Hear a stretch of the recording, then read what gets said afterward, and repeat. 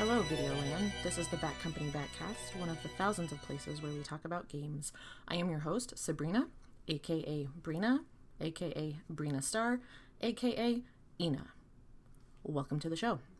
Today we will talk about a game that is beloved by many members of Batcompany, a game that holds a particularly special place in my library, Animal Crossing. Before we start, I'm going to take a quick moment here just to introduce myself and my co-host. With me today is a fellow member of Batcompany and one of my greatest, truest friends, Shonna. I'll let her introduce herself and handles. Hello, I'm Shonna, aka Phantom Gypsy, aka Gypsy. Now, while we don't have official titles, I like to think that we are pretty important. We are both considered to be founding members, and quite honestly, we're the planners. One or both of us is the host when we all get together, and without us, the group would pretty much starve. Or eat fast food. So you're welcome, guys. But without further ado, let's get back to the topic at hand.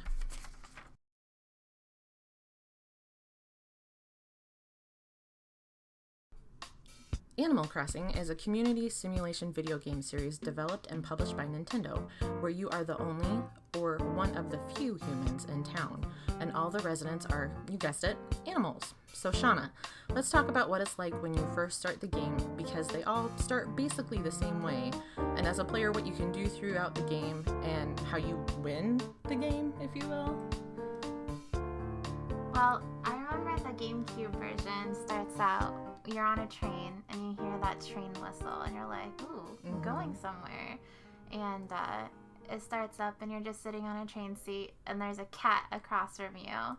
And he's just like, hey, where are you going? And he's asking you all these millions of questions, getting all up in your business. And he's like, oh, cool. Is this where you're going? And he shows you the map of the town you're going to be going to. And it's just, I don't know, it's a really exciting, like, oh, we're going to start a whole new life somewhere new. And there's all these cute animals. Yeah, I agree. And it even gives you the opportunity to give it funny names. Like, I know when Justin and I first started playing GameCube, he named his town Lunchbox. Yeah. And every animal, or every human, had to have a feud name. He was Riblin. My name was Almond. I think I was Olive. I don't remember. But it was definitely a fun time. The other main things that you start with the game is when you arrive, you're basically greeted by a raccoon named Nook, who is kind of the kingpin of town, if you will. Yeah, it kind of depends on the particular game, but he's usually one of the first people you meet. Yeah, but basically what he does is he talks you into getting a house in the town and charges you astronomical prices for it. Talks you into it as in you can't say no. Yeah. But you don't really want to say no anyway because it's a fun game. So you usually start off by doing a couple of side quests and whatnot to raise money to pay off that initial loan he gives you on the house by catching bugs, catching fish, doing favors for residents. You have to go around and think you have to say hi to every resident in town before he gives you a new task. But those are the basic things that you do to start. Plant some flowers, plant some trees. Yeah, but once you have that down, you're basically on your own once you pay the first payment on the loan.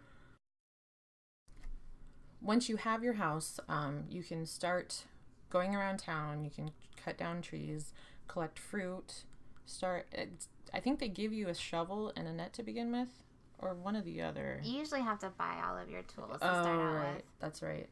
But they only cost 500 bells, so they're like one of the cheapest things, so you can get one pretty easily. Yeah, and you usually do that. I know collecting shells is usually a really quick way of getting that. That's always the first thing you do is hit that beach and pick up all those shells. Yep. But once you have the tools, there's the basic tools are a shovel, a fishing rod, a bug net, and later a watering can. I don't think it's in the first game.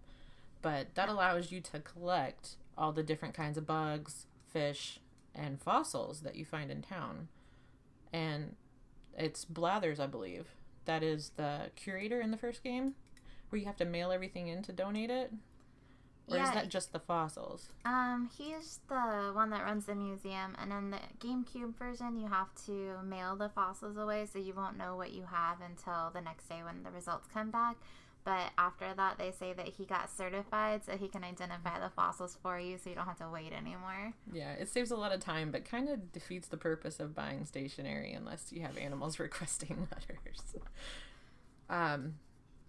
But the objective of the game is to basically build your empire, if you will, decorate your house however you want, because there's a store in town that upgrades the more you spend. It'll close down for the night and then reopen with more slots for items that you can choose from. It is kind of a collector's game. So you collect your favorite sets of furniture, clothes. And you have an encyclopedia for all the bugs that you can catch, and it'll keep track of the ones that you have caught. So all the, not for the fossils, because that's mostly just in the museum, but the bugs, the fish, all of that sort of thing. Yeah, and they differ by season. Like, you have to wait for different times of year to catch these things. So it kind of brings us to how you win the game. You don't necessarily win, per se. It's more or less, you can collect what you want. Different people have different measures of how they complete the game. But I personally don't feel like I've completed the game until the museum's full and I have every set that I want, and I've at least given it a whole year to try out all the holidays and seasons to at least give me a chance to get all the items. Have you ever filled your museum completely? I filled the fossil side. And the paintings I've never been able to fill. I came really close on the fish and bugs. But yeah. In the GameCube game, I could never finish my fish side because of the pronunciations. People aren't sure how to pronounce it, but the, like, Arapaima or whatever, that, like, no, the coelacanth, sorry. That's, like, the living fossil. It was so hard to find. I never found it on the GameCube version. I always called it the coelacanth, but I know that's not right. But yeah, the big, huge fish that you think is the shark, but it's not a shark. And it's difficult to catch. I think in the first game it has to be raining at night. And it can't just be raining, it has to be storming, which is hard to tell the difference between when you're playing the game sometimes. But yeah, it's definitely one of the crowning achievements when playing the game, catching that fish. Fair warning, I've never completed my museum, so, you know. Yeah, it's not it's possible, but it takes a lot of dedication. But with that being said, I think we should probably kind of talk about the different games that came out in the series, because I believe we got 5 different games here in North America. There are several titles in the series, and I know that there are at least 3 different ones that were exclusive to just Japan and China. But today we're just going to talk about the American releases. So the first release for North America was Animal Crossing on the GameCube, and we got that in September of 2002. Shonna and I have already kind of talked a little bit about what you can do in that game. There's a few points that we should probably bring up that's a little bit different from other games. The main difference that sticks out to me is the sectioned map. The town is literally a grid system, where in future games it's just kind of free roaming and you don't really know where you're at.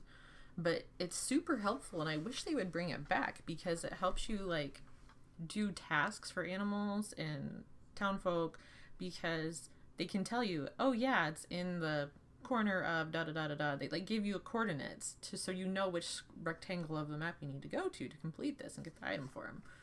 They don't have that in the newer games.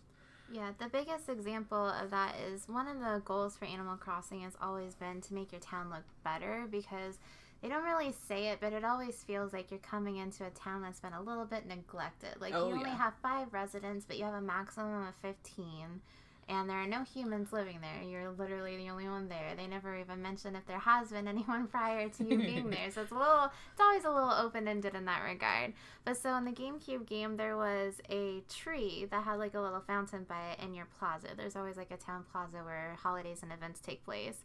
And when you would go to him, he would tell you, oh, there might be too many weeds in this section. So then you could go to that section, and sometimes things would be hidden behind trees, because it was like this top-down sort of 3/4 view, and you couldn't look behind anything in that game. So you just had to, like, walk around until you fell into a pitfall or whatever to try to figure out where things are.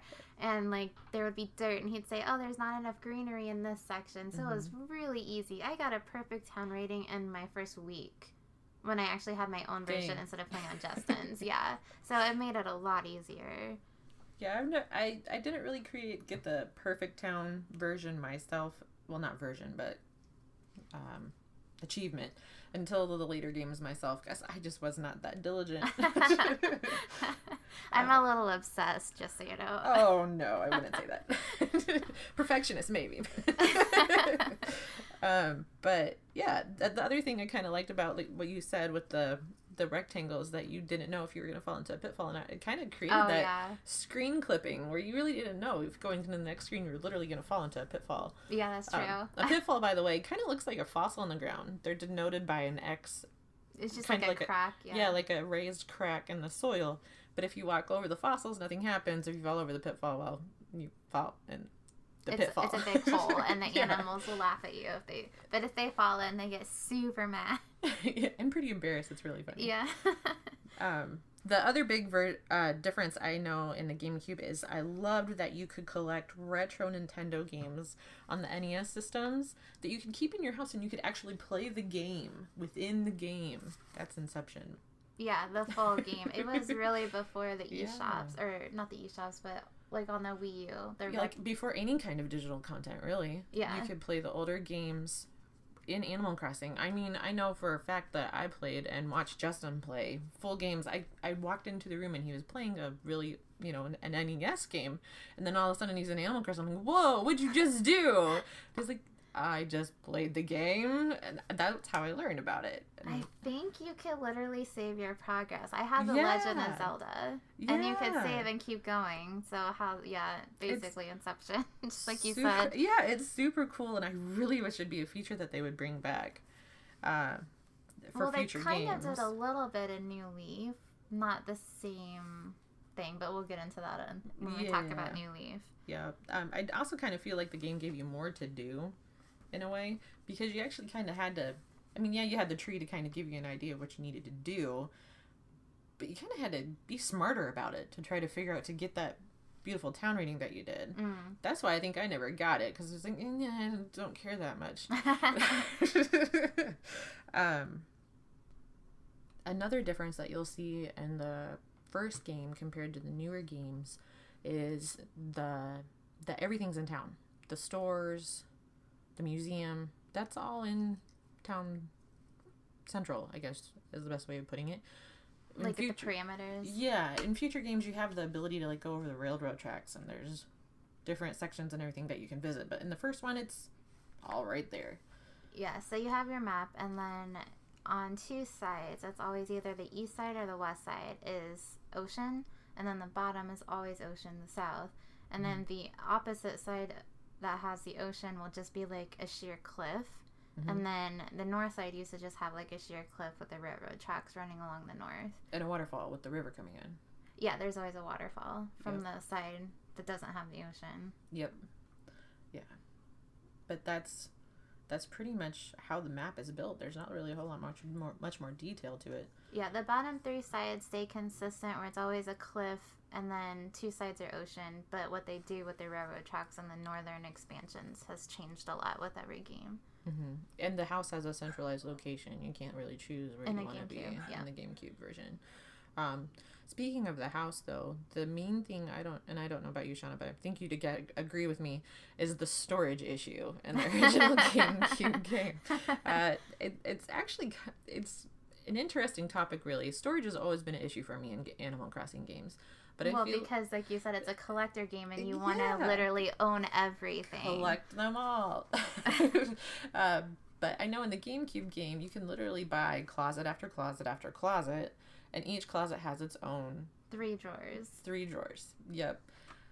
In later games, you get limited to one closet, and it's like an extra dimensional location that no matter what closet you open, you still have the same storage. And even if you go to your friend's house, it's still your closet. Yes. Yep. And it's really annoying. I that's my biggest complaint about Animal Crossing is not enough storage. Never enough storage. Basically. And of course we have to talk about KK Slider. I think he might be the most popular character from the game that everybody knows if you're a Nintendo fan. The cute little white dog with the little black markings and the guitar. Yeah. KK Slider in America is Toto KK in Japan. Yeah. Yeah. He's an artist, guitarist? A performer? He's like a street musician. He's There one you of those where you go to visit him, you get to watch a performance, and then he's like, no, man, I don't want any money, but here, you can have a bootleg copy of my CD. Right. And then you have stereos in your house where you can go play those CDs so that you have his music in your house. And it's always been a great feature. Aside from the music feature and being able to customize the music in your house, I don't know why, but he's just so cool. Yeah, all the animals, especially the females, will be like, oh my god, KK! So yeah, he definitely has a lot of fans in the game world, which translates into you as the player. You're like, oh, this guy must be pretty cool, because literally everybody's going crazy about him. Well, he is a very debonair dog.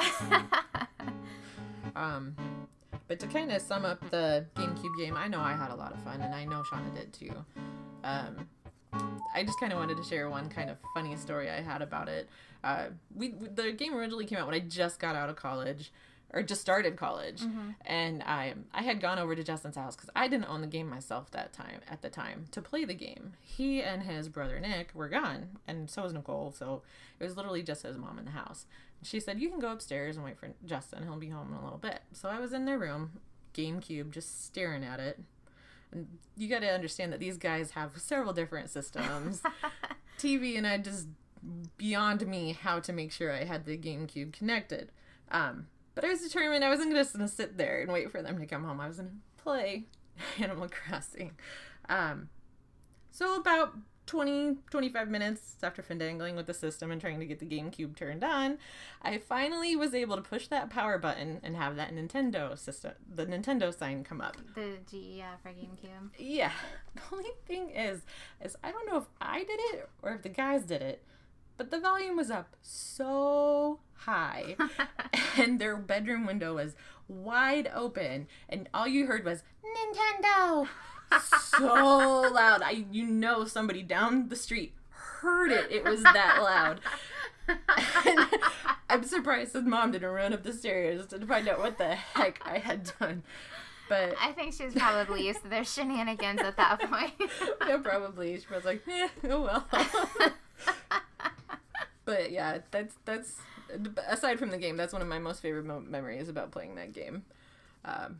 But so with that being said, I think we should probably move on to the second release. The second release for North America was Wild World. It came out on the DS in 2005. There was quite a few different things that happened to the game.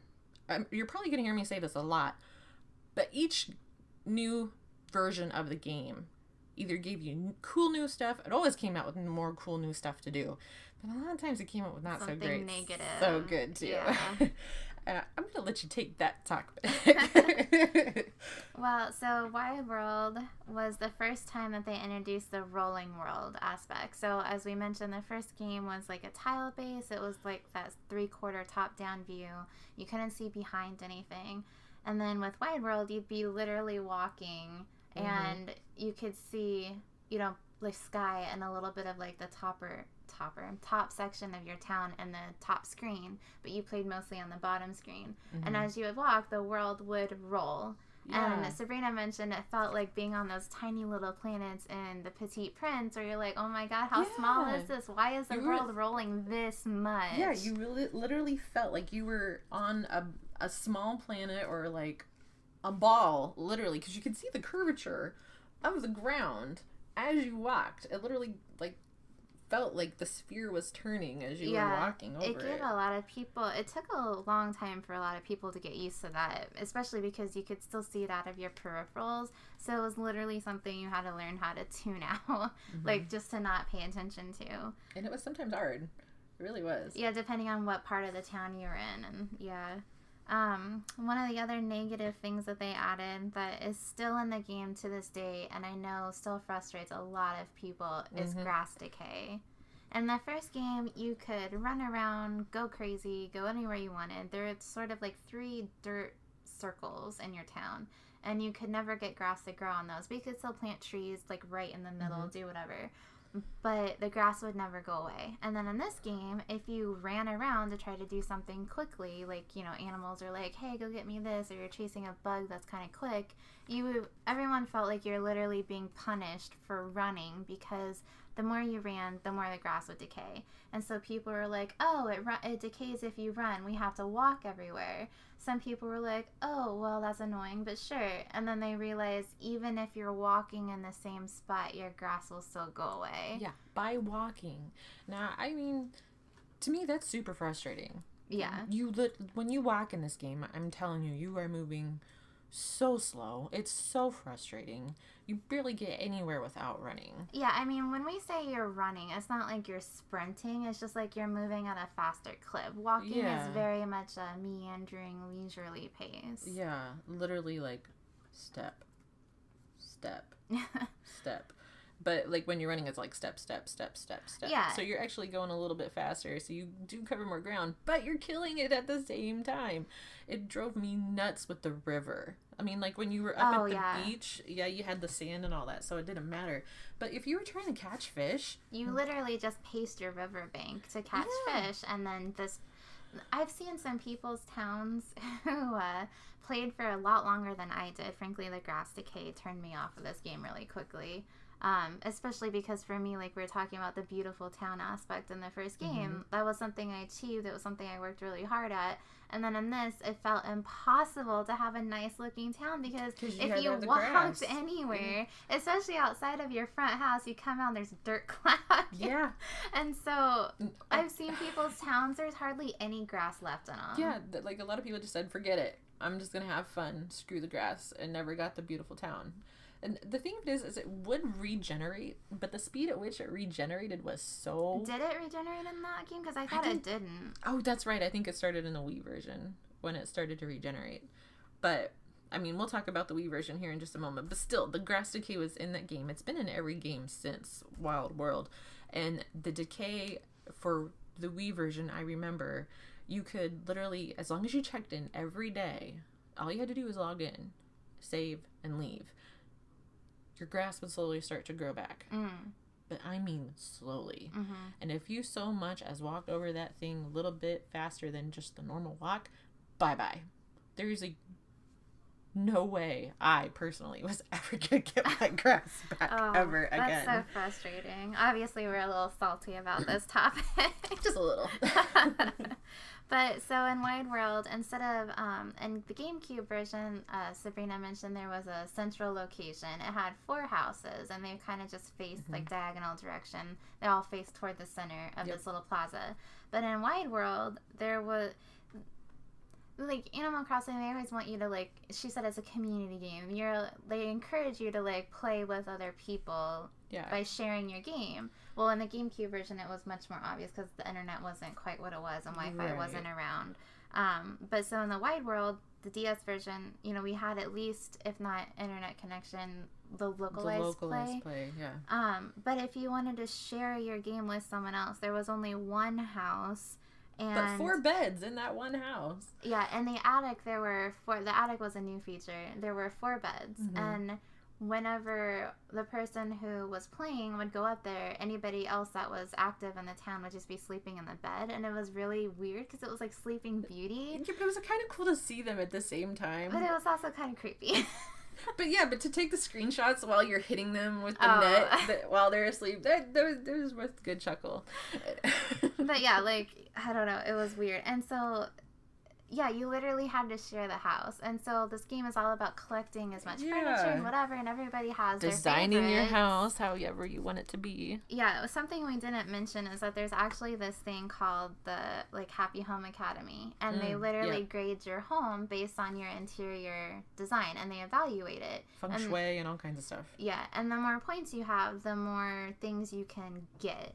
Like, you earn rewards and things, and, like, this, like, standing, I guess you could say. And, like, the ultimate goal was if you had everything, like, the highest maximum points, well, in the New Leaf version, you could literally get a gold exterior, gold roof, gold side, gold, like, everything. So it's something that they want you to try to achieve. And so you had to share a house. And unless you decided, well, you're going to take the north side, I'm going to take the south, or the east or west room, and then we have, like, a central, like, a real like roommate thing. Literally. Like, you'd have people fighting over, well, that's not what why'd you move my thing? You picked up my furniture. That was mine, whatever. Yeah, well, the other frustrating thing on top of that is you didn't start with all these rooms. You started with one room. And Nook, as we had mentioned, you pay off the initial loan and you get just the one little room. If you want more space or more rooms, you got to continue to work and continue to pay off more installments on this mortgage to Nook to get extra space. So you literally have to work together to pay off the mortgage to just get to the point to get another room. And the mortgage numbers, I mean, even when you have a couple people working towards it at the same time, it's not so hard. But it's really hard sometimes to come up with the funds to get the next level. Depending on what season you're in, absolutely. Yeah, because when we're talking about mortgage, we're not talking little amounts of money here. Hundreds of thousands of bells. Bells is the monetary system in the game, which I like that because when you put it, when it adds up, it actually makes a bell sound, and that's why it's called bells, but that's just cute. A little side note. But yeah, you can achieve it. It's easy. I've always got my house completely built out with all the rooms and everything, but you have to work at it for a while. I remember sharing my house with Michael, and I was just like, this isn't working. Literally go buy your own version of the game. Like, Justin and I knew that was going to be a part of the game before it launched. Well, they make it sound like, oh, it's going to be so much fun. You'll have a roommate this time. Yeah, we were like, no, I want my own version. And we each bought our own version to begin with. We weren't messing around with it. But to kind of touch on a couple other things that were exclusive to Wild World, well, I guess not exclusive, but newer that were introduced, is you were finally able to do hybrid breeding on your flowers. Where like previously in the GameCube version, you just had red tulips, yellow tulips. Yeah, and there was no watering can. Whatever you planted didn't die, other than your trees, unless you planted them too close together. Yeah. They wouldn't grow. But yep, and Wild World brought the watering can and the hybrid, so like as well as a grass decay. Yeah, look, your flowers can die too. Yeah, but I always kind of struggled with it. You always just seemed to be a master at the hybriding. Well, I think it's just because I thought basic colors, like, oh, you mix yellow and whatever, and you get this. Yeah, well, so. I did it too. Like, I got that much of it. So I'd put the red and yellow together to get the orange. Like, you'd have to plant them next to each other. But once you got to a certain point, you had to, like, pay attention to, like, what angles and to, like, what direction of the side of the flower you putting the flowers. You didn't get anything. Or at least I just made it more complicated than it needed to be. I don't remember. I feel like I didn't play Wild World very often just because I was so frustrated by all the little things that I literally went back to my GameCube game. So. I remember reading, and it was like giving you, like, I remember reading online that there was literally like, they were telling you put a red flower here, a yellow flower here to the left of it, put a white flower over to the right of it to be able to get this color of flower. And I'm just like, holy crap. So I'd have the configuration all set up, and I'd water the flowers every day. Maybe a month goes by and I get one of the new color. And my gosh. I don't know if that was everybody's experience, but that was my experience. But I just might not have a green thumb. Well, I don't know. I don't know if that translates to video games, but well, either way you look at it, I didn't do very well with the hybriding. But one of the other things they introduced in this game, since I mentioned you could see the sky and other things in the top section, was they added a second floor to the museum, which always just had ground floor with the 4 sections for fossils, insects, fish, and art. And in this one, they added a second section, and they introduced a character called Celeste, who was Blather's younger sister. Yep. And she had a huge telescope, and you could literally draw your own constellations to see in the night sky by connecting it was like a basic grid pattern for stars, and then you could just connect the dots and make your own constellations. And it was so much fun. I loved it. And like it would save it, like depending on what time of year you would do it. Like, and you wouldn't see that constellation again until next winter. Mm-hmm. It literally was the stars above. You had to wait to see it. It was awesome. I remember just making some basic stick figure things. Like, I tried to make a horse, and then I was like, oh, maybe I'll just do the actual zodiac guys. Well, I'm a Pisces, and that's like the biggest, most spread out constellation. It did not fit. Don't do that. I know I tried to do like my version of the Little Dipper and the Big Dipper, and I did the Orion's belt, but I wasn't able to do the shoulders and the feet and the dog star. But I had the belt. I had the belt going. Well, even that I feel like would be cute, just to look up and be like, oh, it's the belt. Yeah, you know, something to connect you to reality, basically. Yeah. And again, also with the sky now being visible, they introduced another tool, the slingshot. Oh, yeah. And another mechanic where there was these little gifts attached to balloons that would just randomly come flying over your town, and you would be able to use the slingshot to shoot them down and get whatever was in the gift box. In the Wild World version, you get a lot of cool stuff, like Nintendo exclusive stuff that you couldn't get in other games. Well, well, obviously like it's only the Nintendo second items, game. like Mario, Nintendo Luigi. game. Yeah, stuff you couldn't buy in Nookingtons. You literally couldn't buy the items, and I loved that. Yeah, there was this character in GameCube. I think we'll get into a lot of our favorite NPCs and notable ones later, but in the GameCube version, like Sabrina said, you couldn't see the sky before. So, like, during the fireworks festivals for New Year's, you would go to your town plaza where the tree was, and there was a big lake, and you would just see the reflection of it. And then in this game, oh, look, you can actually look up and see the fireworks. And, well, there was a character named Gulliver, who is a seagull who's, like, a sailor. But he always, by some means or other, falls overboard and washes up on your shore. Yeah. And you have to wake him up and try to, like, help him figure out where he was supposed to be headed so that he can head out from your location. Well, in this version, they made him fly around in a UFO. And if you saw him, you would shoot him down with your slingshot, and then you'd have to go find where you shot him down at, and then you'd have to help him find 3 of the gears that you knocked out of his UFO while you were doing that. And then he would give you a thank you gift. I preferred it when he just washed up on shore and you just helped him figure out where he was going. I never even got to shoot him down in that game. I never did either. I completely forgot that was a mechanic. I don't know if he came at a weird time of the night, because of course it was always at nighttime, but I never saw him, ever. I don't think I did either, because I don't remember that. But I remember, now that you mention it, that mechanic was in the game. I just never got to experience it myself. There was a Japanese release, Animal Crossing movie. It was Japanese only. And I managed to watch it on YouTube, and Gulliver being in the UFO was one of the little things that happened in the movie, and everyone's going, what's going on? That happens in the game? But yeah, the only other thing I can think of that would be new from the GameCube version to the DS version is the introduction of Shampoodle and Harriet. She gave you the ability to go to her salon and get your hair done and change the color. And that was really cool to me. It was important because in the GameCube version, when I mentioned that you'd wake up or just the screen would come open on you being on the train, and Rover, the cat, would be talking to you. He'd ask you all these questions because he was trying to figure out your personality, and based on how you answered, that's what your character would look like. Yeah. It would determine your hair color because you always had, like, a hat that you couldn't remove. So it determined the color of your hair and the shape and color of your eyes.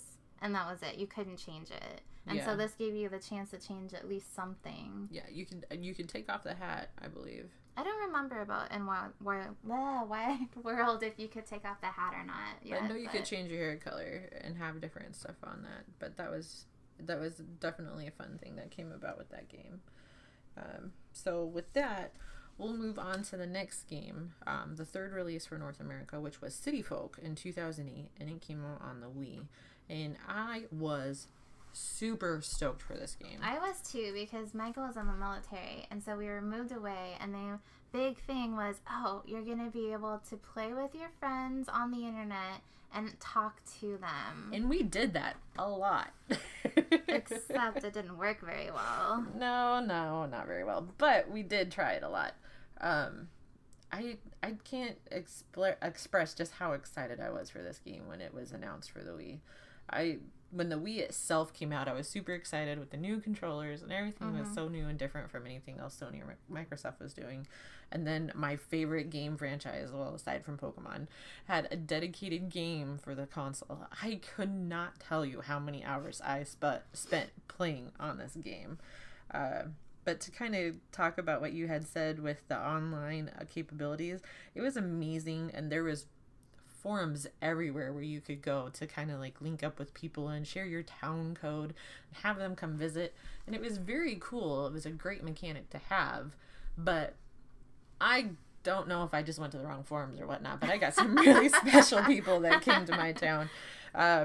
But there was also, in addition to the fun of playing with other people across the internet, there was also a big hindrance with that, because you couldn't trust these people that you would invite into your house or your town. Yeah. Because you could trust your friends in that for the most part, but they could literally come in, chop down all your trees, buy everything in town, take it all away. Yeah, so with the DS version, we mentioned there was a localized play, so you would go and you would go talk to the gatekeeper. It was the dogs in that game. They used to run a police station, but in this game they were the gatekeepers instead. And that you would talk to them and say, hey, I want to open up my local place so that anybody around me can come into my town. So it was literally just people that you knew, unless you're in some really busy place, which I doubt would really affect your game that much. And then, like Sabrina's saying, this was literally anyone on the internet. Once your gate was open, it was open to the entire world. Yep. I mean, you could give people identifiers so that they could try to find your town specifically. But you could also just search for a random town that was open. And go. You wouldn't have any clue who they were. So you were definitely taking a gamble with your town with that. And I know for a fact that I had a lot of people steal my fruit. It was not. Well, and then that's hybrid flowers, yeah. That was a and big hybrid problem. flowers, people running over the hybrid flowers. God, yeah. Oh my Lord, it was a nightmare. But it was an awesome feature. They just didn't put enough protections in. Yeah, no, there was like no protection. A couple other things that came with the Wii version, the most notable being like the town, the shopping center, if you will, that was across the railroad from your town. This introduced a couple new things, some things we haven't mentioned yet, but there's always a character named Red. He's a fox, I believe. Crazy Red. Crazy Reds, yes. In every game, up until this point, he would just randomly show up in your town with a tent, and you could go in and you buy it. That's where you would get your art. And it's super shady. So shady. It's like black market shady. Yeah. I can't remember, honestly, if there were forgeries in the first game, but it was definitely, he would make little jokes like, oh yeah, this just fell off a truck. I mean, I got it from a great art dealer. I'd sell it to anybody else for this much money, but for you, friend, because you're a cousin of mine, or whatever. Yeah, he always calls you cuz. C-U-Z. Yeah, $3,000. Like, okay. But yeah, with this town, he actually had a dedicated shop. It was cool. It was very cool that he had his own shop now. But the items, you could purchase them, but they wouldn't change for a week. And you could only purchase one. So that would be one of the situations where if you had someone else living in your town, they could purchase a different item, and you could, you could help each other fill up your museum if you had more than one person playing, but otherwise you were just one a week. Yep. Other features that came with this shopping center was a bank system where you could actually save your money and actually gain interest. That was really cool. There was a dedicated store for Gracie's. That was new. Originally, I don't even know, in the GameCube version, didn't she just show up and you'd have to like show off your fashion and she'd give you an item? You didn't even get to buy anything, No, you didn't get to show off your fashion. You literally had to clean her car. And it was God. So I only ever cleaned it to her satisfaction one time. And like basically you had to get the dust off your podunk town off her car. And you would have to like button smash like you've never button smashed in your life. And like when you're done, you're like freaking panting. You're trying to like massage your fingers. Your character's going and then the car's like sparkling and she's like, oh, nice job. You can have one of my like personal fashion designs, and it was always just a shirt. A shirt, yeah. Gracie, I believe, is a giraffe. Is that right? Yeah. In Wild World, she had a like a little branch, did she not? I can't remember. No, I think she was still the same in Wild World. You would only be able to get stuff from her as she stopped in town. But in later games, we'll talk about how I feel like the Wii version was the first time she had an actual town. She actual store where you could go and you can buy her designs. And let me tell you, she is high fashion. It's haute couture. Yes, haute couture. You were paying just about as much as you did for your mortgage for one of these items seriously. from Gracie. Like, I think one of her items was like 300,000 bells. Yes. That's more than your first mortgage. Your first mortgage is 20,000. Yeah, I mean, it's cute stuff, but I don't need that. I really don't. The collector in you must collect it, though. Yeah, I know. I tried, but yeah. Other things that the city part of City Folk brought was an auction house, which I don't know if you had very much luck with it, Shonna, but I kind of, and I hate to say this, I found it useless. I got outbid, or they never had the things I wanted. Yeah. Or basically you could go and you can put items up for auction and people could bid on them and pay them, but you kind of had to take whatever that you got. Sometimes nobody bid at all. But it was like it was on the internet. I don't know how they managed to figure out the localization, because it's nothing like the World of Warcraft auction house where it's like your entire server. It would just be a few items, and I have no idea how they selected where they were from. Yeah, I don't either.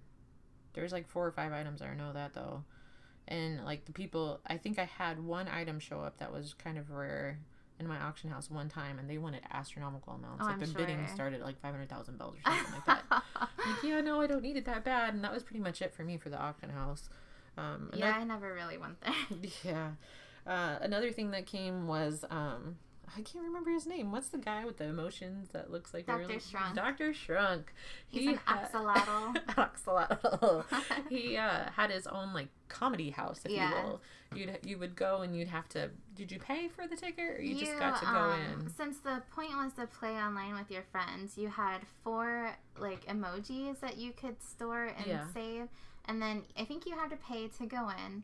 And you could decide if you liked the one that he randomly had that day, and then if you already had 4, you could swap them out that way. Yeah, but he would teach you how to do things like clap, smile, whistle, question mark above your head. Yeah, before the animals would have these sort of emojis, and you would get an idea, and you never got to do it too. You always just got to be the angry one was my favorite, because they were always like just like teetering back and forth, the steam and red cheeks, and it was funny.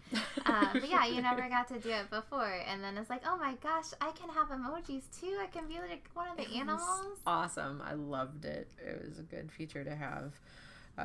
But they're always horrible puns. So bad. I love puns, and even I was like, oh. These jokes were just not funny. They still aren't funny. It's funny how unfunny they are. It's chuckle-worthy maybe, but I would not say funny. It's like worse than dad jokes even. Oh, way worse. But yeah, that was another cool feature that came with the town. My personal favorite that came was Kix. The little skunk, the shoe shiner boy. And he would whistle, and he looked like a little London street urchin from Oliver Twist. And it was the first time you could actually customize your shoe wear. Yeah. You didn't choose what customization you got, but you could pay him to shine your shoes, and you'd come away with a new color. I can't remember if it was completely random or if there was like a questionnaire he goes over. He asked you like 2 questions or something like that to see if you wanted like high tops or a color or that kind of thing. But you didn't get to say like, I want pink. It was like, do you want something lighter or darker or more fall colored? It was like really vague kind of questions, and you're like, after the time, you're like, that's happy fall color? That's poop green. But it was like, okay. And then your shoes would stay that way until the next time you went back to them. Before, you could never change your shoes along with your face and everything else. Yeah. Something that we should know outside of this, outside of the town, they're still at Grass Decay. Yeah. It never went away. But it did regrow, but like you said, super slowly. Like you could save and come back and save and come back and slowly see progress, but... Yeah.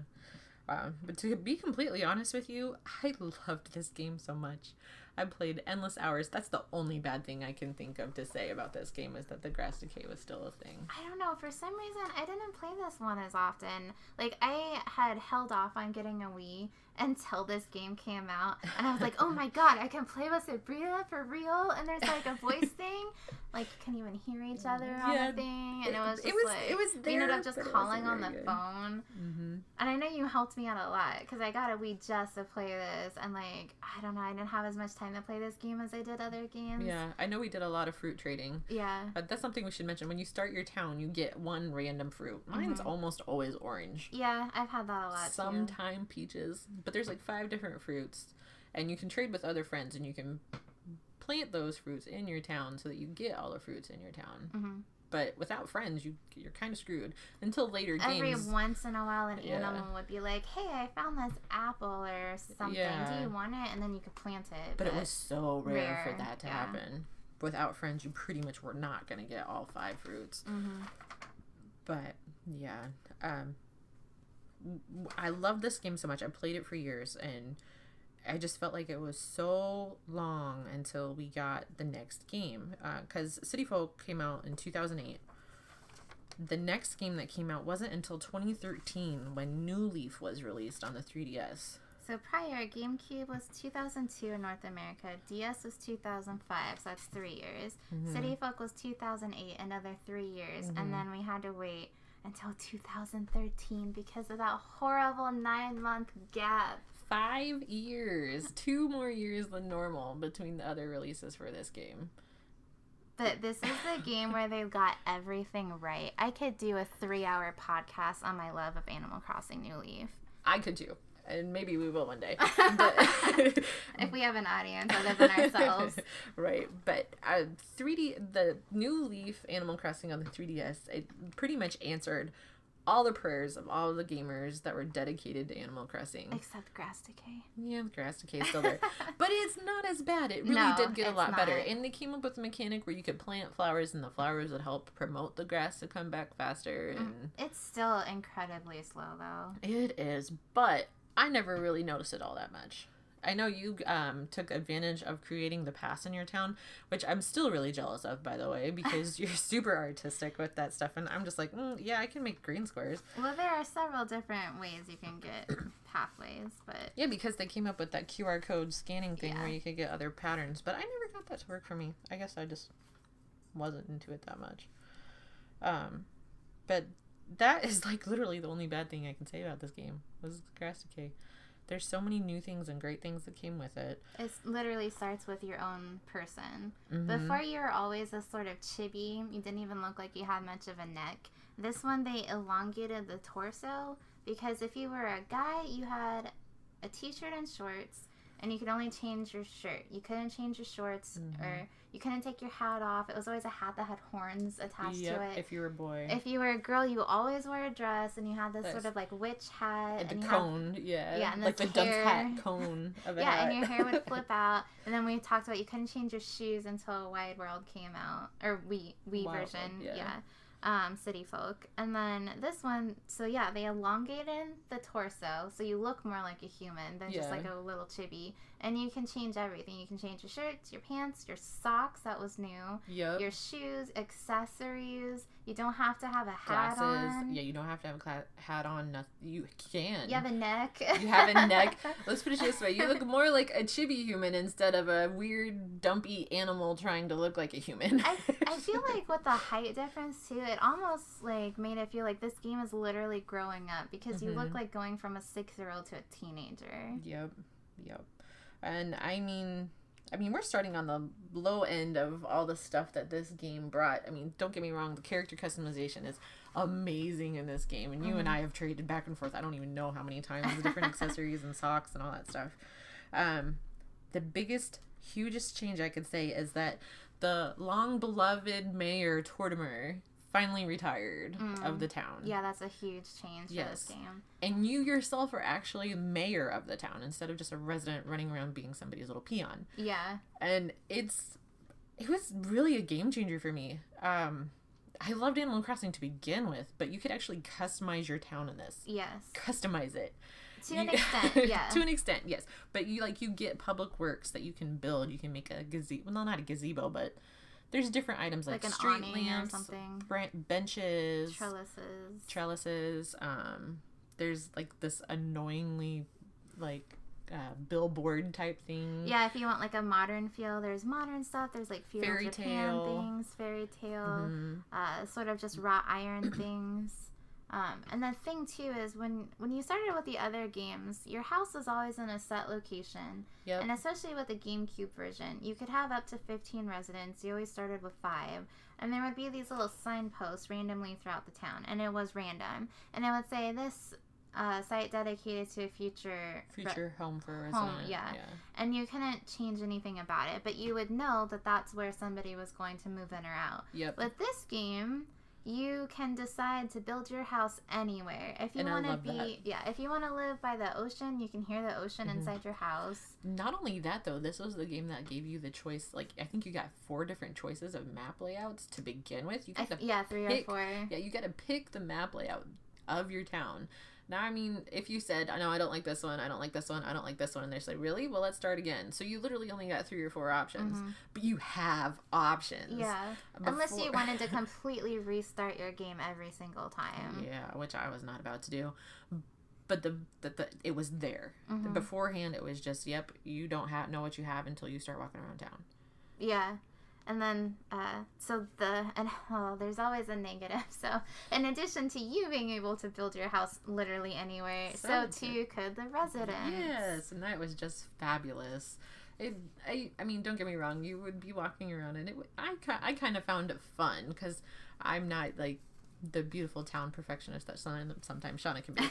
But it didn't bother me so much. It did bother me a couple times when I would like plant a rare fruit tree or whatever, and boom, someone moved in and my tree is dead. Yeah, well, a lot of people would build orchards because in this game there was an introduction of a fruit called a perfect fruit. So one tree in your town would have one piece of fruit. It's always 3 pieces of fruit, and one would be a little bit different. And that one would be your perfect fruit, and it'd be like sort of golden, kind of shiny looking. And that one would be worth, 3 times the value? Right. But only if you sold it in someone else's town. Right. And you still got more for it in your town, but it wasn't 3 that times. much, yeah. Or you could plant it and create more perfect fruit trees. Yeah, and that's what people ended up planting their orchards for. Yep. And I know that you were really frustrated when you had a resident move in right in the middle of your orchard. I didn't even think they could move in there because when you're trying to build like your public work things, it'll be like, oh, you need a space that's this many to the left and right and this many back, because it's still sort of on that grid system, even though it doesn't look like a grid anymore. And I had this really narrow area on the side of my town stuck between the river and that sheer cliff wall. And I thought, well, what can I even possibly put here? And I thought, well, there's just enough room to put a tree that's 1 space away from the wall and then have 1 space over and have like a little pathway. And somehow somebody built their house there. Yeah, I don't know how they managed to do it. I'm 100% with you. Like, I can't put something there, but they can put their house there. Yeah.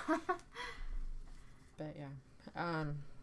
Well, they also introduced a lot of new characters in this game, and they reutilized older characters, like the NPCs, so not the villagers, but like the other sort of animals you could interact with. And Nook kind of has a new role, too. Yeah, he does. He's still the one that you pay your mortgage to, but he's now a member of the Happy Home Academy instead of the shop owner. His nephews, Timmy and Tommy, have now taken over the shop. Which they introduced in an older game, but I can't remember which one. For some reason, I want to say Wild World, but I don't know. It might have been City Folk, because he was always the owner of just the store, but he was sort of acting as also like the mortgage person. Yeah. But now he's like officially branched out. And then after you upgrade, like, so you upgrade your house, but then like because he's getting all that money from you, he's then in turn upgrading his shop so that he can offer better things. Yeah. Because literally his store always starts out with a dirt floor. Yeah. And then it becomes like 3 items huge, you can pick from. Yeah. It always expands. And then so he had his nephews run the top 2 floors of the other building after it got huge. And that was the first time that had happened. Yeah. And I don't know exact numbers on this, but it would expand to the point where he would have like 20 different items or something in the store that you could pick from. Yeah, it was a good selection. Instead of like 1 stationery, there'd be 5 stationaries. And it was just to show that, it's become a department store. It's like a little bit more excessive than just literally a country store where you just stop for random things. Go from 1 wallpaper and 1 carpet to like 5 of each. 5 of each, yeah. Lots of... And then all of the tools are there instead of just 2 randomly. Yep, a lot more availability there, which was also often helpful to newer players to the game. Yeah, if somebody was coming in to, or if you wanted to build a new house and you wanted to start a new character. Like with New Leaf, a lot of people did theme town, since you could pretty much customize everything except for where the residents move in and out at. You can build everything around what was already there. And so, like, there were a lot of really cool ones, but, like, this one person wanted to do this horror-themed town, and there was, like, a little bit of a story.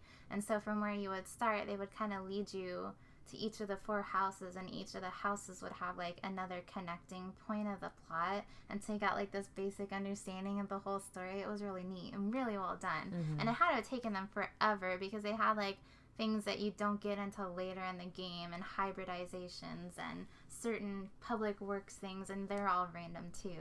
Yeah, they really are, but it's interesting, the things that Nook made available. And I mean, on the public works, you have to wait for the residents to suggest these things so that you can add them to your town. I just found out recently that the ones that they'll suggest is based on their personality type.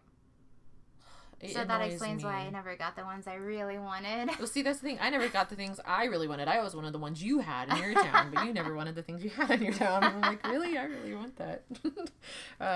There's a couple other things that we should definitely touch on with New Leaf. Red is still there, but he's back in a different capacity. He's back in his tent where he randomly shows up in town. Mm-hmm. But if you actually study the arts of work, like, because they mimic real artwork in the real world. So if you know what you're looking at, you can tell which ones are fake. Yeah, like the Venus de Milo.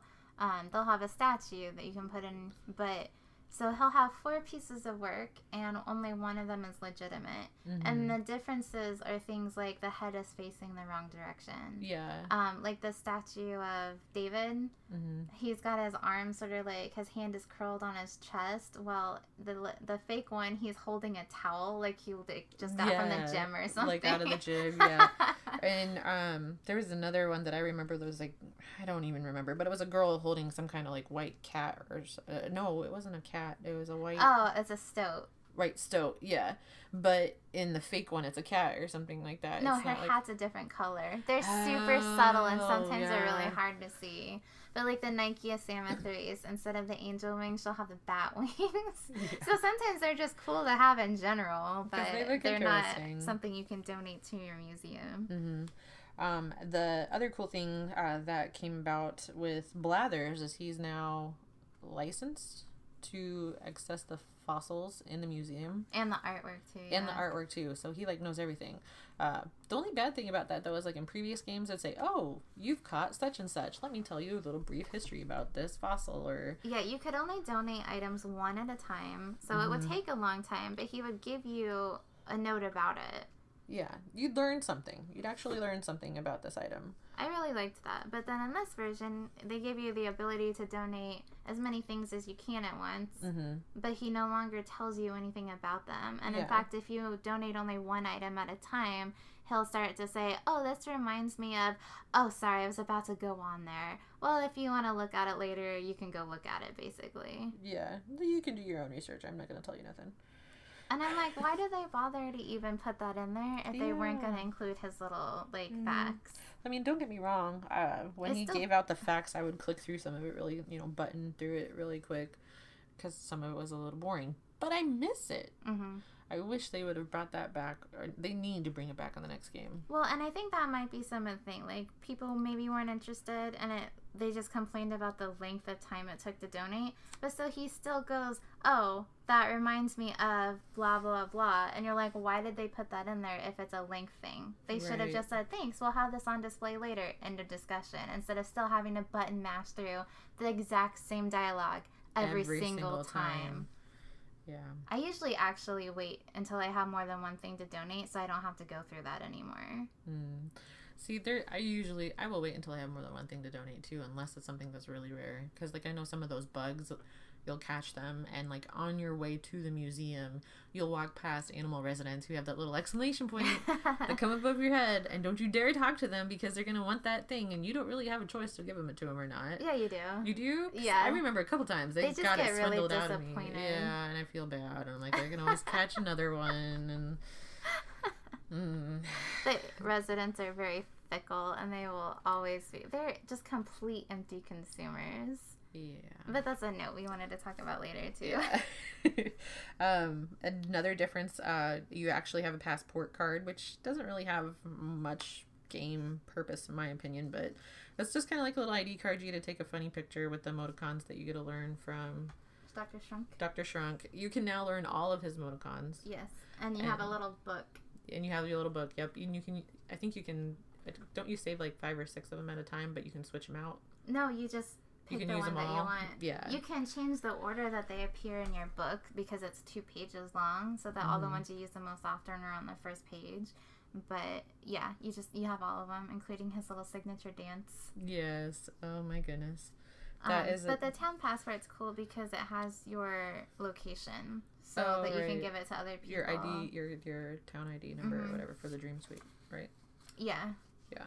And then when people are coming to visit you, it has that there too. And then that's where you get to see all of your badges, so that you know how much you've accomplished. Yep, they introduced a badge system that you get from Wendell now, right? No, Phineas. Phineas. Yep, you earn badges for cutting down trees and selling this much and catching this many fish and all different kinds of stuff. But it's fun to go and look and see what badges you've earned. He just automatically pops out of nowhere in your town one day and was like, "Hey, hi, I got a badge for you." Yeah. And he's like dressed like a Boy Scout. He looks master. like Theodore Roosevelt. Yeah. I agree with that. Yep, he looks like Theodore Roosevelt for sure. He's got the little glasses and the little hat, and it's all about being outdoors. And it is a little bit like Boy Scouts, but he really reminds me of Teddy Roosevelt. I totally see that now that you mention it. There's a couple other NPCs that are a little bit different. Wendell and Gulliver are still in the game. Gulliver's now back on the coast. Back to being a sailor that washes up, and then he has amnesia and he doesn't remember where he was headed.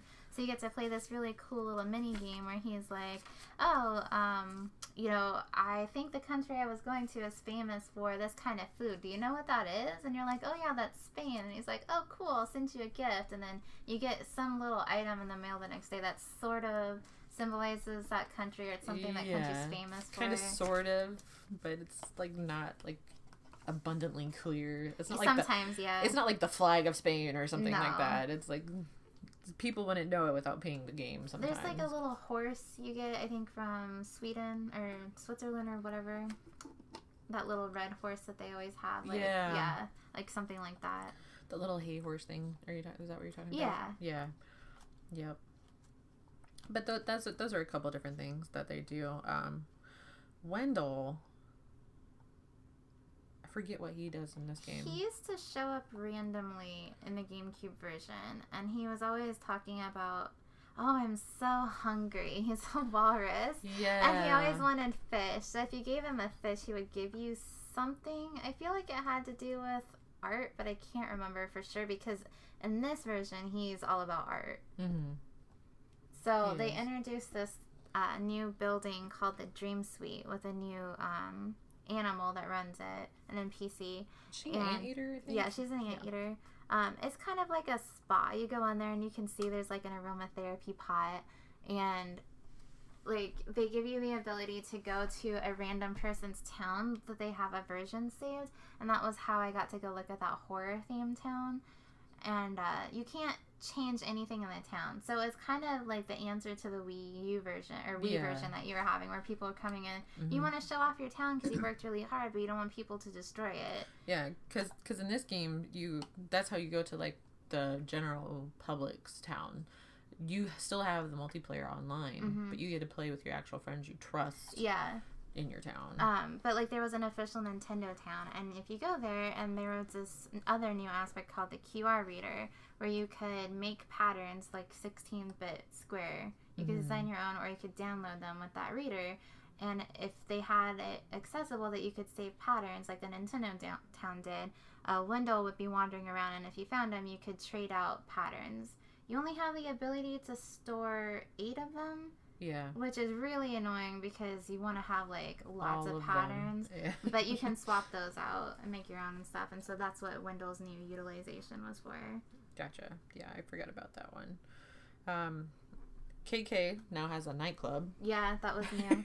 Where he's a DJ now instead of just a guitar. But still on Saturday nights, he busts out the guitar and plays his And that's how you music. can request.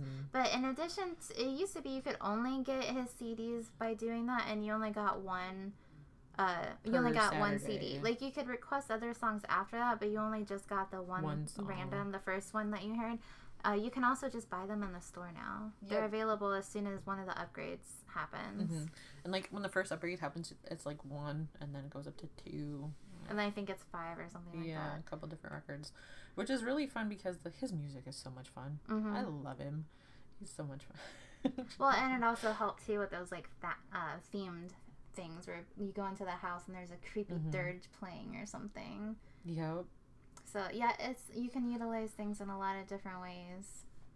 Yeah. There's a couple other. Is Leaf new to this game? Yes. So he has his own little flower shop. He runs the garden center. Yeah. Connected to Nooking. Well, at first they're separate, but then they like talk about our real estate, whatever. We joined forces. Together, And then it's Nookington's is the final one, isn't it? I can't remember, but the whole point is you want the fertilizer for Leaf. You want the fertilizer from Leaf to do the flower breeding. And he also has other plants and different plants that you can't normally get so that you can plant them in town too. Other things to note about the final stage of Nookington's is Gracie's back. But she comes and visits 4 times. Yeah. And you have to pass her fashion challenges each time you meet her. Which I think is a lot more fun than washing her car. I do too. Because it gives you more incentive to buy different kinds of fashion accessories and everything instead of just what you want. Because she will say something like, I want a basic style or a classic or whatever. And you have to have items that match that. And then if you pass the test, she'll like, okay, cool, you're awesome, I'll be back later. And then after 4 times of passing it, she opens her own store on the top floor of Nookington's. Yeah, so it upgrades again. So you have to wait 3 days for them to remodel. Yes. And then you cannot get her store until this point. And then you also can't get the upgraded version of your store until you pass this. So it's that random RNG. And you never know when she's coming. There's no prediction to it. Yeah. But as the first game, or the game previous to this on the Wii, introduced her having her own furniture lines. Now those are ridiculously overpriced, but I love the princess set. Yeah, the it's sweets really one pretty. is really cute too. I actually bought the princess set. I did too. Lyle, who we haven't mentioned yet, is a otter. Yep, he's a river otter. A river otter. Because there's also a sea otter. Yeah, yep, Pascal. Yeah. But Lyle has always been the kind of like a fast-talking salesman type person, but he's... Well, in the GameCube version, he was the literal shady door-to-door insurance salesman. He would, if you talked to him, you could not get out of the conversation without buying the insurance. Oh, goodness. So literally you had to like not talk to him when you saw him. Oh wow. Well, he kept his fast talking abilities going forward, but he became the head guy of the Happy Home Academy, or no, I'm saying it wrong, ain't I? Yeah, Happy Home Academy. He still is there, but he's kind of in a lesser extent now. Like, he used to come and bother you every once in a while to tell you how your house was doing. Now you get to actually go seek him out. And he'll just tell you, whenever you ask him. When you ask him. It's very handy because, you know, sometimes like the feng shui is a thing. And so if you put something in the wrong spot, it can literally dramatically change your evaluation score. So if you're going for a perfect score, then he's very helpful. But I think it's good that he's still fast talking because he has to impart a lot of information, and it would be boring if he was talking at a slow pace. Yeah, and he starts like, boom, you fantastic. Like that kind of thing. And he is kind of with Nook now in the store where you can customize your house. Yeah, now that Nook has sort of moved on from running the store. Yeah, from running the store, now he has like a contracting company or sort of, yeah, because you can actually customize your house in this version. Like, before you could change the color of your roof, but now you can change the color, like your door, the siding, the fence, style of the your style, roof, even the structure of the house. They have one that looks like an Italian vista type building, like a cookie cutter house, an Asian theme, a castle. You can, and on top of that, all different kinds of things with the fence and colors and the mailboxes. Yeah. A lot of customization in this game, which also leads us into retail. R-E-tail. And 2 new characters. It's a couple. The llamas. Yeah, Reese and Cyrus. Which are really weird to me, just to be completely honest with you. Not their names, like the llamas themselves. Like, well, one's bright pink and one's blue, so... Yeah, I don't know. Like, but not, like... They're not like bright pink and bright blue. They're like baby pink and baby blue. And they're like, it's, I don't know, like cotton. They look like cotton candy. Yeah, well, it makes sense if you think of their hair. Yeah, it does, but I don't like it. I just really don't like. I don't. Well, I mean, if you think about Animal Crossing, their names have always been puns. Like, there's an octopus named Takoyaki. Yeah. You know, so yeah, maybe they were going for a cotton candy look. You never know. I don't know. I have a prediction that in the next game that they're gonna have some kind of child. You think so? And he's gonna be like baby yellow or. Baby green or something, I don't know. We'll see what happens, but so before, like, it kind of plays into the auction house thing. There are so many things that they brought back from older games. So there's like, but made it better. Yeah. So when you go into retail, she's now the person that buys all of your junk that you don't want anymore instead of at the Nook store. Because Nook used to be the only store in town, literally, and that's why he also did the real estate. And now they've split that. He just runs the real estate part, his nephews run the store part, and now retail does, like, all the other stuff. So if you want new things, you go to the Nooks. If you want to refurbish things, like a Goodwill or whatever, you go to retail. Yep. And so she buys all the stuff you don't want. There's also pallets on the floor where you can... Which is kind of like the auction house, but a lot better. It's all local. Yeah. And so you can put up items for sale that you don't set the want. Price, and your villagers will buy them, or your friends that come to play. And then her husband Cyrus, they changed the option. There was like this, for instance, on the cover of the book you've got here for the guide. There's a girl with the ranch set. It was this like wood furniture that's wood colored. Yeah. You can now paint it white or paint it a couple of other colors if you go to him. So there's lots of customization. Yeah, and he's like asleep at his workbench for like the better part of the beginning of the game. You have to unlock everything in Animal Crossing. But it's really fun. Like he like you said, it lets you change the colors of stuff. He even lets you put like custom. We were talking about the 16-bit square designs you can make. The QR codes. Yeah, but you can make designs yourself too, and put those as part of like the fabric on the chair or the couch, or as like a tablecloth on a table. Or it'll be the bedspread. Or the bedspread. But they have the customization ability for a lot more than just the ranch set, which I thought was just an example. Yeah, just an example. But it's definitely fun. And just like random stuff, you can change it baby pink if you want to. And but then, you can't change Gracie's furniture because perish the thought. It's, like you said, haute couture. You don't mess with perfect. Anyway. But yeah. But I really do kind of like the retail thing. They also, with their store, have this bulletin outside the front will say, hey, we have specials today. We're buying this for this much, and we'll buy this. Well, they don't say how much. I think it's just double the price. Yeah, I know that but there's like certain items that they purchase, and it changes daily. And it's depending on how many people you street pass that day. Up to 5 items. I didn't know that. Like, I think the most I ever got was 3, but yeah, me too. But yeah, you could sell like and they would balloon it too. Like it'd be shoes. It wouldn't be like a specific Sometimes kind. It would be specific, like a specific kind of beetle. But the days that you really wanted to go were the days that it was like, we're buying this type of perfect fruit, and it's the one that you've got. Oh yeah, lots of money. There are other things that we need to mention about this. We're kind of running a little longer than I thought we would, so we'll definitely hit on it. But we want to have time to make sure we talk about our predictions for the newer games and the app coming out here that we've heard about. Another big thing that happened with the multiplayer is the island is back You used to be able to access it through the GameCube or the GameCube version. The GameCube version by using the e-reader that connected to a Game Boy. To get to a Advance, Game Boy. Yeah. And you could buy items there, and there was like little mini games too, I think you could play. There was a villager that lived there that only lived on the island, and you could buy the coconuts. That was the only place, or buy them. You shook them out of the tree. Yeah, you could get the coconuts to plant in your town. The island is back though, but now it's totally different. Totally different. You have a captain who sings sea shanties as his customized sea shanties. Yeah, some of them inappropriate. Well, the songs are okay. His comments are inappropriate.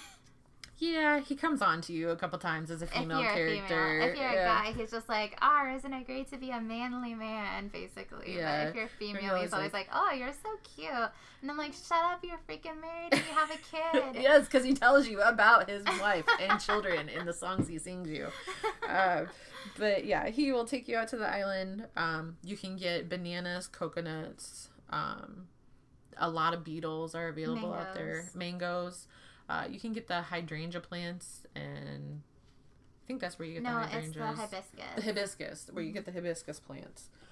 And with the island, you can the rate of beetles is really high, and in this game, that's like the one thing you can catch that's going to get you the most money. Yeah, the seasons always change in Animal Crossing, regardless of where you live in reality. It's always spring, summer, fall, and winter. Except the island is always summer. Yep. So you can always find the bugs and the fish that are the most expensive. Seasonal there. So sharks in the ocean. Red snappers.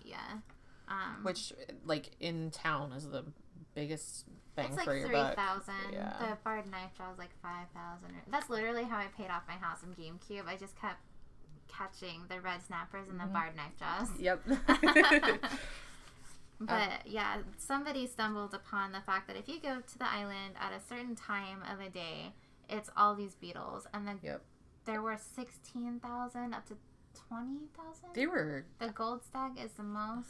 For some reason, I want that one of them was like 30,000, but I don't. You get a lot of money. I don't think it's quite that high, but you have 4 inventory spots that you can fill up with things that you get from the island, because you get furniture. Like furniture, you can only get there. Everything's exclusive there. Well, you can take like a whole pocket back, really. Yeah. But you have that one basket you can put stuff into. Yeah, and then so you just go and you rent tools on the island. So like as you progress through the game and you fill up your encyclopedia, say if you catch all of the fish, you go from just a basic wooden fishing pole to a silver one, and then you can get a gold one after you catch everything. It just makes it easier to catch them, because the fish will like nibble on your bobber, and then like they'll bite, and sometimes if you miss it, if you don't time the button or the movement fast enough, or the rarity of the fish, they'll nibble, run away, and you can't catch them. But it makes it easier to catch. But so you have to rent all the basic level tools on the island.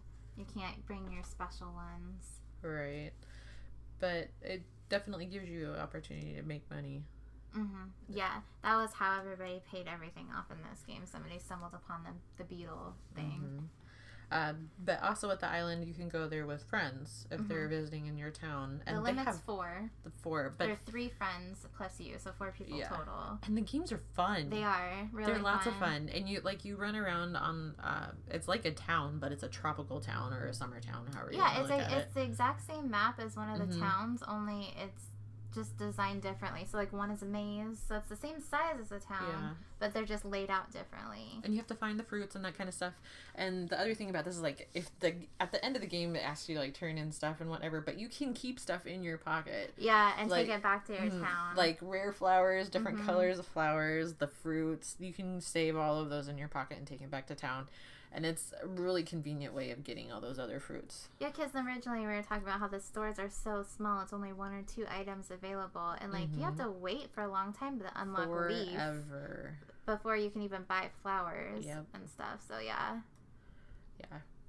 But the island really brought a lot of cool stuff. It was very supplemental. Yeah. I know. I remember when, I think it was for, like, the first 6 months that Animal Crossing New Leaf came out, we as a group would get together and just sit in the same room and play. And I remember just here in my living room, it was you, me, Mike, Nicole, and Justin. And there's always one odd man out, but so we'd split up the towns, Yeah, so we were all literally just sitting on my big, huge sectional, quiet, with the dogs doing whatever in the background, while we're all playing on our 3DSs the exact same game. And it was like, oh, you don't own it? Why not? Come play with me. Like, come to my town. Trying to get everybody that I knew to buy this game. I can trade it to you.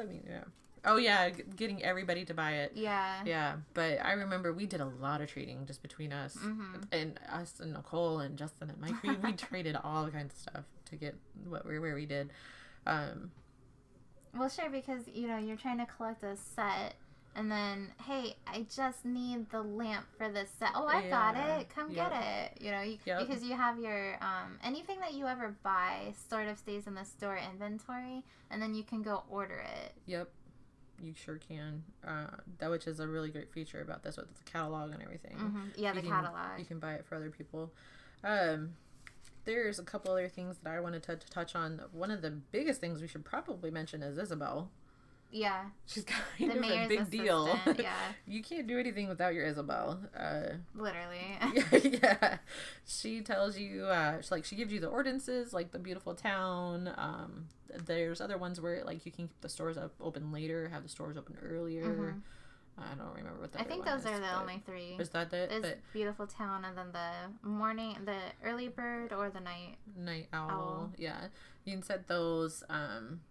She helps you do all the community projects. Mm-hmm. She's the one that tells you about all the holidays and sets up all the events for the holidays, which we haven't really mentioned yet. But yeah, you celebrate pretty much every American holiday in this game. Except for just a couple of them. Yeah, except for a couple. And there's a couple international holidays, but not a whole lot. Like New Year's, stuff like that. Yeah. But yeah. They didn't really introduce any Japanese holidays, even though this is a Japanese game, because we have our North American version. Yeah. So because it's North American and that includes Canada, America, and Mexico, for instance, you don't celebrate 4th of July. Right. A lot of people are kind of upset about that because they're like, well, we could also do, Leif Erikson Day or whatever for Canada, and we could do Dia de los Muertos for Mexico. It'd be fun to learn about another holiday. But for some reason, they're like, oh, we don't think, Americans would understand, for instance, Tatabana, the bean one, or, the ogres, so they just don't bring it over for us. Yeah. I don't know. I still think it would be fun to play it, and it does give you an opportunity to learn about more culture and what's wrong with that. Yeah. But at the same time, Nintendo worked on this game for, 5 years, and we got all this.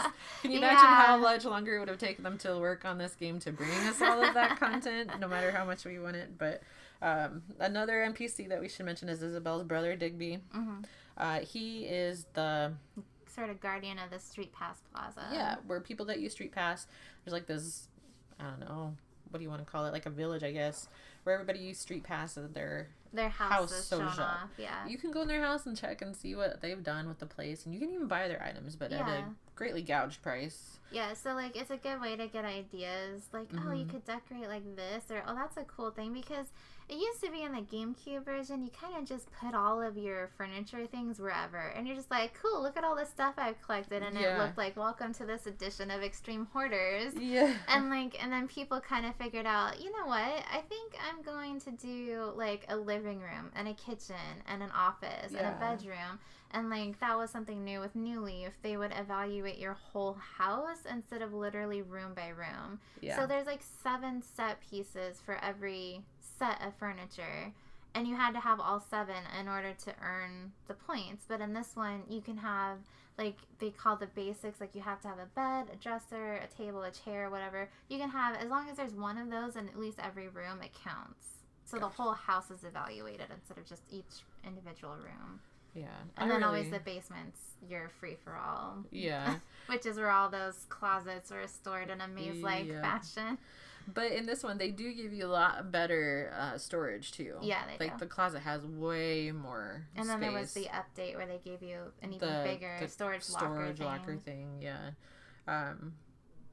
There's other things that we should mention. There's new villagers that weren't available before. Deers and hamsters are now available. They differ in height now, where they didn't before. Everybody was all just kind of one height. I mean, we could keep going on and on about this game. It was just fabulous. It still is fabulous. We still play it to this day. We do, yeah. And then Nintendo, I don't remember exactly when, but I don't know, 6 months ago or so. I don't know. It was November, I want to say, maybe. I don't know. They did the update. And they gave you the option that you could basically sell your town and you get the Bell monetary value that was assessed, which I'm not exactly sure how.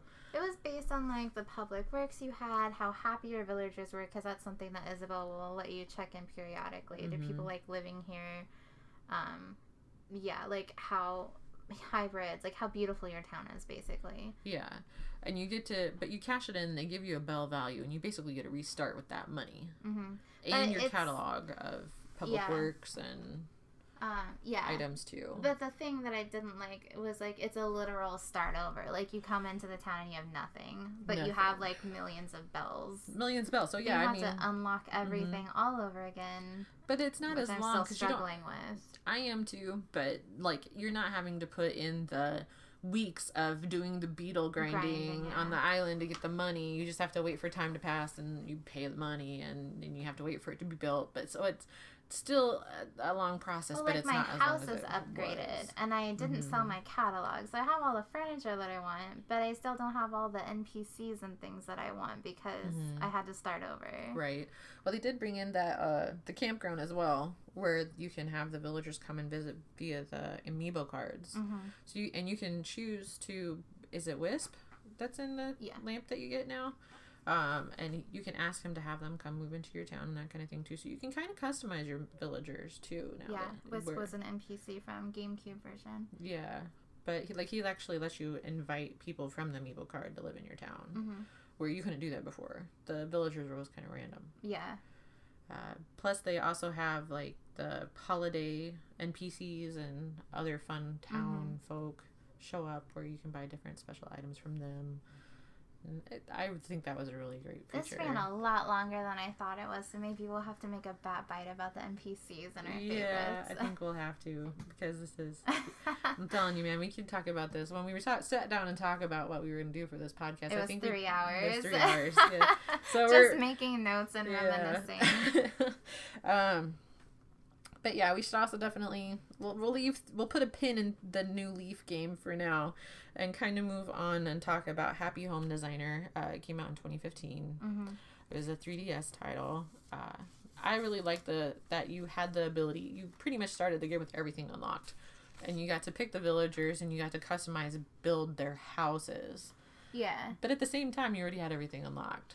Well, you had a basic amount of items, and then, so, like, each animal would have, like, certain things. Like, they introduced these, like, they've always had a personality type, but it became more prevalent in New Leaf. And so you have, like, the sporty one. And they'll be like, oh, yeah, I want, like, a gem in my house. And so, like, by designing a house like that, then you unlock more of the sort of gem equipment than you would have to begin with. And so you still unlock things, but it's, like, literally, like, boom, a whole house worth of stuff, not, like, individually. Yeah. And I know we were talking about how we were kind of hoping that this was a hint at some things to expect in the newest hopefully dedicated game of Animal Crossing for the Switch. And it kind of was, because after this came out, they then did an update for New Leaf that introduced all of these items. But plus, it also gives you the option to update the outside, design the outside of the villager's like the town, yard. which we're kind of hoping might be a feature that they carry over to the Switch. I know I am, because I think it's a lot of fun. But yeah, you got to customize the public buildings and that kind of thing. To be honest with you, I got to the point where I finished doing the public buildings, and I think I did like 20 different villagers' houses. I'm like, yeah, I'm kind of done. I can't really collect anything else. I'm out. Yeah, with all the other Animal Crossing games, it's very much an unlock thing. And so, like, you're talking about, like, how do you beat the game? Well, my basis is I play for a year. And then after that, it just sort of loses momentum. Because it's like, it's like, okay, I started this game on August 1st, and then you play, and it's like July 31st, and you're like, tomorrow's gonna be the year and a day. Then I open the town, and it's like nothing is different. Like, I feel different, but like all the animals are just interacting like it's the same old every day, and there's nothing new about the town, and it's just like, oh, and it just sort of loses the spark for me. That's one other thing, though. I have to go back to the 3DS New Leaf version real quick, though. I love that how on the year anniversary of you making your town, you can actually sit down at a bench at that tree you build, at the tree you plant at the beginning of the game, and you get the credits. Oh, and you get that every time. Really? Yeah. I didn't know I didn't get to do it until I had the bench. You didn't get the bench right away. It's always there. It's just when the tree gets to a certain growth period. Yeah, well, you have to wait for the tree to get to the growth period, right? Well, I guess I never said I never sat under the tree until the year, but I thought that was the feature that they had put in. But that was a good feature if they would have had that. Yeah, because like otherwise you never see the credits of all the people that put the effort into it. Yeah. So if you sit down they used to do it when KK sang a song. Yeah. But yeah, they kind of changed it now. That's pretty much all I really had to say though about Happy Home Designer. Yeah, they introduced a lot of items, but there wasn't much of an unlock thing. So there were lots of cute new things. They introduced a new character, which a lot of people don't like. Her name is Lottie. She's Lyle's niece, and she's obsessed with Digby. Like, we said, all the villagers are sort of obsessed with KK, but it's like a cute... Like, he's a rock star, if you will. Yeah. It's kind of expected. He's an idol. Right. And so, but with her and Digby, it's literally like, oh my god, he's gonna see me without makeup on. Like, she wants to marry him, and it gets really annoying. And nothing bad about Digby. He's a cute little dog. But he literally just stands out in the rain wearing a raincoat for most of the day. And well, he's a little Shih Tzu, brother visible. Yeah, not much else to say about him other than he's cute to look at. Quiet guy. Okay, Lottie. Yeah. But, so there's, they introduced some functionality that was different, like the pick up and drop feature. You could highlight multiple items. You can rotate items without having to actually go into your house and move everything around. Again, items I hope they bring to the Switch version. Yeah, and then I just had, decorating things was different. But then the amiibo cards, that was like the big thing. Yeah, you could have them scanned and you could customize their houses. And they came out with an amiibo card for every single villager. Yeah, and I know between you and me, we spent way more money than I am comfortable admitting. I don't know how much I spent, but I even got the Sanrio characters that were Japan only. I bought them on Amazon. I didn't get those. I just have the American release ones. And I almost completed the first set. And then I'm like, really, Sabrina? How much money have you spent on this? You still haven't completed it. Because it's a trading card game, so you get random cards. So you get the same ones over and over. Yeah. I bet between the two of us, though, we probably have a complete set. Probably. But I don't have a complete any of them myself. Yeah, because when I saw... Because I spent so much on the first set, and there were originally only 3. Then, like, by the time it all said and done, I think there's 5 now. And, No, I know there's 4. But then there was, like, the hidden figures from before that were previously unavailable. Yeah, whatever. It's ridiculous. It's a money sink. Oh, my God, I'm embarrassed to say. I'm not going to say, but I'm embarrassed to just think about how much money I put in on those cards. Well, so basically with the amiibo cards and Happy Home Designer, the game was fun at first, and I was like, oh, this is so great, because I love decorating. I play The Sims mostly to decorate things. Like, I could care less about their lives. But the novelty wore off very quickly, and there's, like, no replay value at all.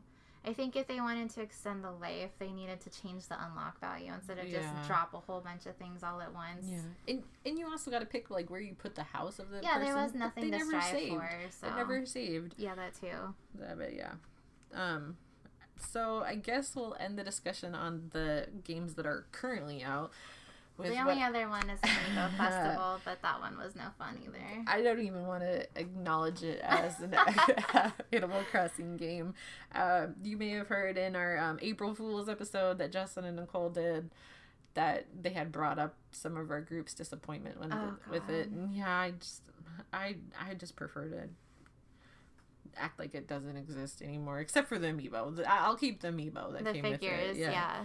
Oh my gosh, that game was just oh my god. The only thing about that I can say that was positive is it really built up my hopes that this was hey, we're figuring out things on how to bring a Wii U version. Yeah. But it never happened. No, never did. The island game was fun. That's the only positive thing I have to say about it. Yeah, and that's what we were talking about in the GameCube version, how you could get, like, Legend of Zelda, Balloon Fight, things like that. When they did the update for New Leaf, you could buy a 3DS instead of, like, an NES, and you could have it in your house, and you could play those mini games on them. Oh, yeah. Yeah. Yep. But the only thing I'll point out about Amiibo Festival is just to talk about what it was. It was a board game, and you had to have the Amiibo figures in order to play it. Yep, you couldn't roll the dice without an Amiibo figure. Yeah, and then basically it was just really disappointing. It promised the ability to customize your town, but it was pointless because the goal was to collect these 4 items first before anybody else. It wasn't like Monopoly where you just, like, do whatever. Where's the stamps? Yeah, and so once you look at the board and you realize, oh, they're just in the cardinal points, you just go around the perimeter. There's no reason to crisscross through the middle other than the fact that you start in the middle, and it's basically whoever gets to go first wins the game. Literally all you do is walk around the board. Yeah, and then, like, you get good things that happen to you or bad things that happen to you. And, like, they do kind of have a little bit, like, there's a monetary thing, like, oh, you caught this big fish, or you got a negative thing, that fish got away, or you got stung by a bee, so you had to buy medicine, so that's negative money. And so your money will play into a little bit, but whoever does all 4 stamps first always wins. Yeah, and they have the turnip system too, but it's not worth it. Yeah. Which is going to have to be another thing that we talk about on another day. There's so much to this game to talk about, but yeah, we'll kind of leave it at there for the games that have released.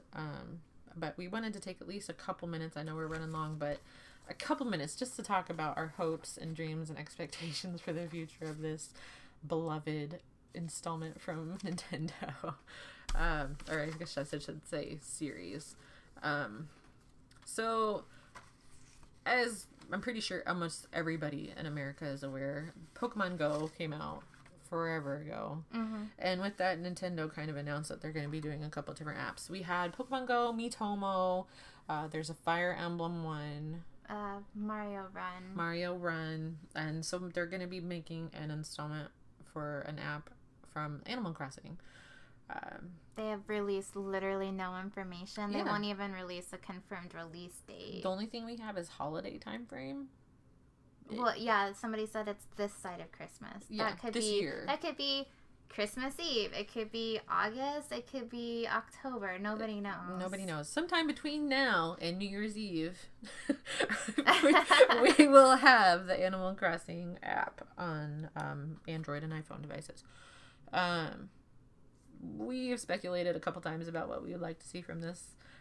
To be honest with you, I liked Pokemon Go, and I just kind of think of how would they implement that in Animal Crossing, and I think it would be fabulous. If they did the augmented reality where you're, like, literally walking around and you're like, oh my god, there's an animal, I want to go talk to them, that would be cool. Yeah. Otherwise, I feel like it's just going to be a money sink, because the only other thing that we know about this game is it's free to start. They don't even call it free to play anymore because it's a misnomer. It's free to start. And as we've discussed, the whole name of the game is collecting. Yeah. So you know you're going to have to spend money to do something. Yeah. I guarantee you're not going to be able to get Gracie items without paying actual money. If they're even in the game, yeah. But I to kind of build off the Pokemon Go thing, I think it would be really cool if you could, like, instead of encountering Pokemon, you encountered residents of the town, and gyms could be different stores, and yeah, it'd be fun. But it's probably not likely going to happen, but that's what I was thinking would be fun. One of the things I wondered, because they talk about microtransactions, is are you going to have to... Will it be one of those sort of games where, oh, you can catch 3 bugs per day, or you can catch 3 fish per day in order to earn bells to buy things to decorate your house? So are you going to pay 99 cents for 1 extra catch per day? Will it be this much to get 2, like a bug net and a fishing pole for each day? Or is it going to be like Mario Run, where it's like, oh, you can do this per level, or you can pay for power-ups, or you can just buy the whole game for $10? The only other thing I know is that there was a YouTube video I saw. I can't give credit because I can't remember who it was, but it was an interview with Reggie, who's the CEO of Nintendo of America. And he said, He said something to the effect, I don't know the exact quote, but the main reason that they to said... drum up sales for a dedicated game. Yeah, they're hoping to increase the fan base of Animal Crossing, which I'm all for. The more people I can trade stuff with, the better. I know I have a couple of coworkers who said that they've played Animal Crossing in the past, but they don't have a 3DS, so they haven't played New Leaf. And so They're I'm like, missing out. You need to buy the app with me, and then hopefully maybe they can buy a Switch if they can ever get one from all the scalpers. I mean, I will tell you this, if you don't own a 3DS and you think you might be slightly interested in what we're talking about here, this will be the game that will make you buy that system. We didn't even get that in depth into all the notes that I have. It was just a surface discussion. There's so much more we could tell you about this. This game has so much depth to it. And I know it on the base it sounds like, oh, you collect things and you catch bugs and fish. It sounds so simple, but it's so complex and great and deep. There's so much to do. Yeah, I would say there's an endearing quality, and most of that is the residents and the NPCs, which we didn't even get a chance to talk about. They're cute and friendly and weird, psycho. There's so much to talk about with them. They have a lot of interactions, and so eventually, of course, after playing 300 plus hours of this game, which you will do a New Leaf, You'll see the same interactions again and again, but until you get to that point, you're just like, what are they gonna say next? I really want to talk to this animal. That one's my favorite, or that one's like not as cute as that one, but that person turned out to be a total snob, and their personality rubs me the wrong way. So I really like this animal. Yeah, I'm sorry, I can't end this episode without talking about Queenie. She's an ostrich resident, and I cannot stand the bird. I avoided her as much as possible, hit her with my bug net repeatedly, trying to make this bird leave my town because she's so mean and hateful and spiteful, and she just won't leave. And I don't care, every single time I play a new game, she's in my town. She follows me around like a curse. In the new one. But yeah. As far as the app goes, I'm skeptical. We'll see. I'm so hungry for another Animal Crossing game. I will download this thing if I'm at work so I can play it later. See, the thing of it is I don't really support Nintendo doing app games. I really don't. I just want Animal Crossing. Yeah. I do not want to get this application. I don't, because I don't support them bringing it to mobile devices. But I'm gonna. You don't like the mobile? We're gonna have to talk about that later. I'm gonna buy it. Even if you have to pay $10 to get it, I'm gonna get it. I don't want to, but I'm going to. It's just unavoidable. But to end on a good note, we have confirmation, I believe, that they have said that there will be a dedicated game for the Switch. I feel like based on what Reggie said, because he said this app is to drum up interest for the dedicated games. Yeah. And they're being so hush-hush about it. Right. Why would they want to increase the fan base if they're not going to be giving us a new game?